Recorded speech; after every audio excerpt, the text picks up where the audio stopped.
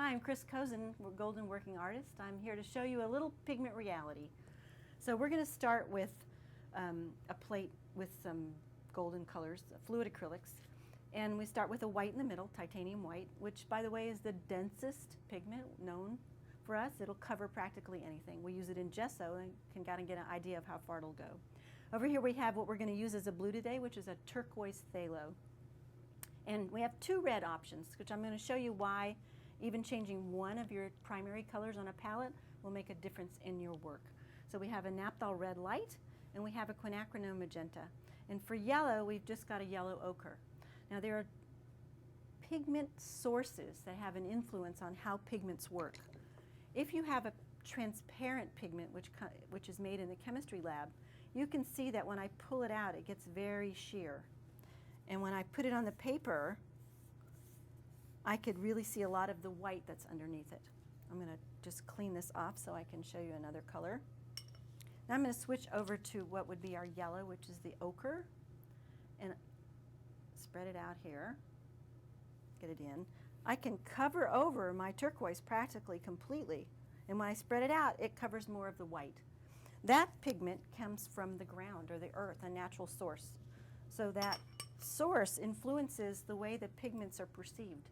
The light goes through the pigments that are made in the chemistry lab, and the light doesn't go through the ones made from the earth. So that really has an influence. Now, if I add white to either one of the two pigments, since this white is so dense, and here I've got a little yellow on mine, I'm going to make another opaque pigment because the titanium white influences so much that I can cover up what's underneath it. Clean again so I don't contaminate. And you might notice that I'm cleaning my brush in water, but I'm taking off all the extra water. If I don't add extra water, I'm not going to dilute my paint, which is really important. Most people use a lot of water and they wonder why their paint's not even. That's one of the tricks.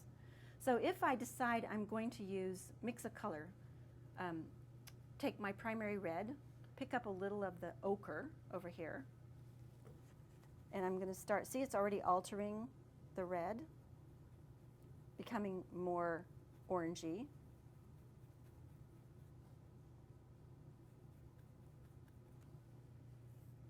And I stroke that on. The mix between the fairly sort of mid-ground transparency of the red and then the more opaque yellow, the ochre, gives me a fairly dense pigment coverage. So if I then change and mix using my gold over here as a yellow, which is a really nice thing. The iridescent interference paints are a really quick way to expand your paint library. If I pick up my quinacridone over here as a red, pick up a little of this as the yellow, look what happens. Really different color. The yellow will shine through in the way the light hits it. I don't know if you can see that on film, but it really gives a sparkle to it. I'll make a stroke of just quinacridone next to it so you can see the comparison. There's just the plain quinacridone. Look at the difference in color.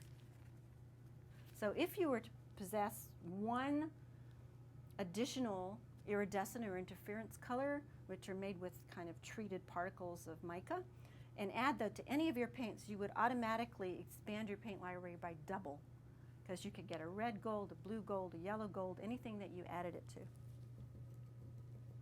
Now, the most important thing to know about transparent pigments is what happens when you mix two transparent pigments together. Since the pigments under a microscope actually look like stained glass, we have the ability to make really clean mixes. So if I pick up these two colors, the turquoise and the magenta, look at what I get. A beautiful, deep violet. Now, more or less of one will have an influence. I'm going to now add a tiny bit of pearl, which is an iridescent paint, to that mix and stroke it over that, and you'll see what happens. So you automatically get a metallic sort of surface to it. Pigment reality means understand where your pigments come from, how they mix together, how to get clean mixes, and the influence of one pigment over another. One more trick before I leave, and that's to show you what happens when you add a gritty paint like micaceous iron oxide, and you can see the grit. Do you see all the little particles in it? To any color you choose.